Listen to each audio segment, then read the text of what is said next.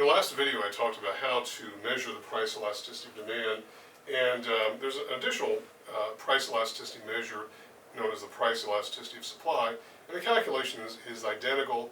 The only difference is that whenever you see quantity demanded for the price elasticity of demand formula, simply use quantity supplied and you'll arrive at a price elasticity of supply measure. There are a couple of other demand elasticities, however, that I'm going to talk about that are important, and we're going to see how, as we progress further into the course, how these are useful in a number of applications.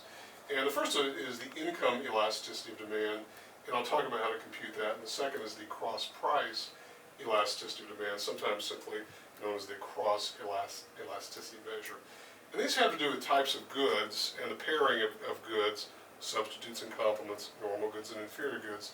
That was discussed earlier on in the course. Notice in both of these calculations there's not the absolute value brackets. We do care about the sign of the ratio. It's going to tell us what kind of good, and moreover the size of that ratio is going to tell us how strong one good is in relation to some other good.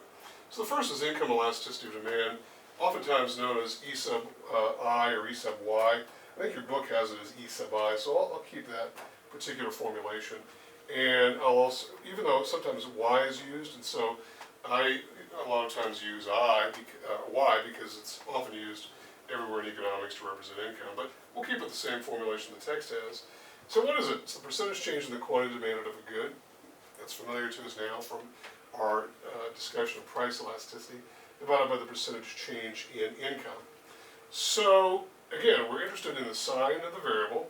So if the elasticity measure, if it's greater than 0, we simply say that the type of good we're dealing with are normal goods. And the reason is, what are normal goods? In fact, most goods are normal goods, and there's a reason why they're called normal goods. They react in the same direction as income. So if my income goes up, for instance, I'm going to buy more normal goods. And as a result, I'm going to have some positive value divided by some positive value, which is going to give me a positive income elasticity measure. And so I'm talking about a normal good. If it's a large number, if it's greater than 1, for instance, you might be talking about a luxury good. That is, if my income goes up by 10%, then maybe I spend 25% more on a vehicle, for instance, or on a house. But if it doesn't go up very much, but it's still positive, maybe my income goes up by 10% and I use 1% more electricity because I've now bought a new computer and a plasma TV. And so as a result, it's still a normal good, but with a smaller ratio, a smaller amount of responsiveness. Okay? And likewise, the same is the case with normal goods. If my income goes down, maybe I've lost my employment, then I'm going to demand fewer of normal goods. So if something like going to the movies is responsive to income, if my income goes down, maybe I won't go to movies as much. And so as a result, you'll have a negative value divided by a negative value, which gives you a positive ratio as a normal good. On the other hand, what about goods that act the opposite of income? That is, if we get a negative value, if in fact my income is rising and I demand less of some good, then we end up with a negative value divided by a positive value. In other words, the elasticity ratio is less than 0, it's negative, and so we're talking about inferior goods. And the term inferior goods is simply the term used by economists to describe goods which move for whose demand moves inversely with income. And we see this often in the opposite direction, and it seems to be a marker for an inferior good. If one's income is falling, then perhaps the demand for a certain good goes up. And so this might be a generic item, for instance. Maybe generic tuna fish. Rather than buying the name brand, if my income is falling, maybe I buy the generic. Or what's always useful to know is that inferior goods are always substitutes for normal goods.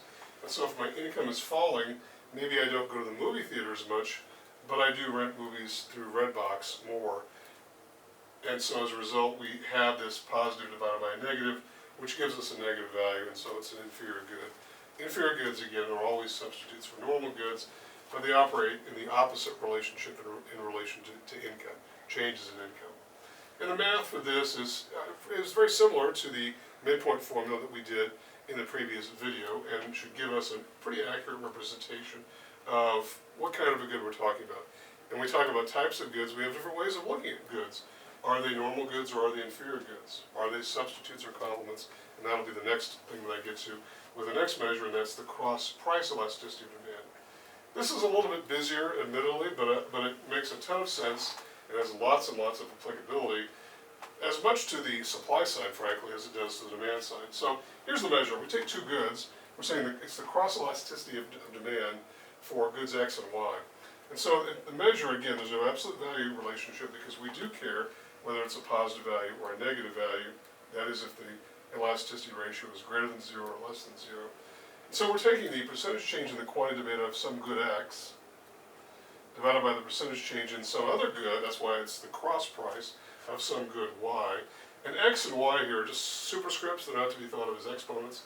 The subscript position is taken with quantity demanded, which we use to differentiate quantity demanded from quantity supplied.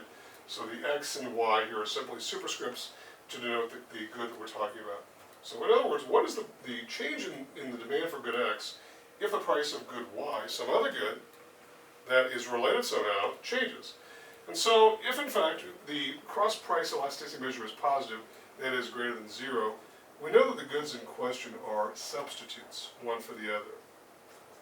If the answer is 0, maybe the goods have no relationship whatsoever. And so even though this is a bit busy, I'll walk you through the scenario.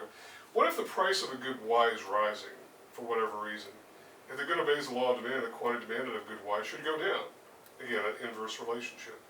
But if in fact the quantity demanded of good Y is going down because the price of good Y is going up, then maybe people are buying more good X and the quantity demanded of good X goes up.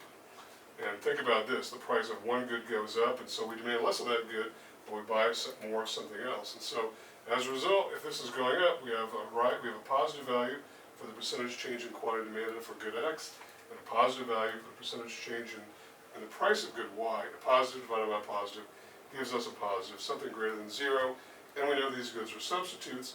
And the size of the value, in this case a positive value, will tell us the degree to which demand is highly responsive to a change in price. In other words, the strength of the substitution effect. On the other hand, if the price of good Y is going down, we would expect the quantity demand for that same good to go up. And because we're buying more of good Y, maybe we buy less of good X. And so as a result then, simply because of the fact that people will demand more of good Y if the price of good Y is falling. And so we'll demand less of good X. And so now we have a negative value divided by a negative value over here. A negative divided by a negative is a positive value, which means these goods are substitutes. And so it works in either direction, price of good Y going up, price of good Y going down. On the other hand, what about a condition in which we have a negative value? And in other words, if the price of good Y is going up, the quantity demanded of good X is going down. In this case, these goods are complements. And complementary goods you can read about in your text, but real short version is these are goods that go together in the purchase or use. They have some sort of logical connection together. Hot dogs go with hot dog buns. Mustard and ketchup go together with salt and pepper. Lots and lots of goods that go together. And the strength of that relationship is measured in the ratio that is arrived at by the cross price measure.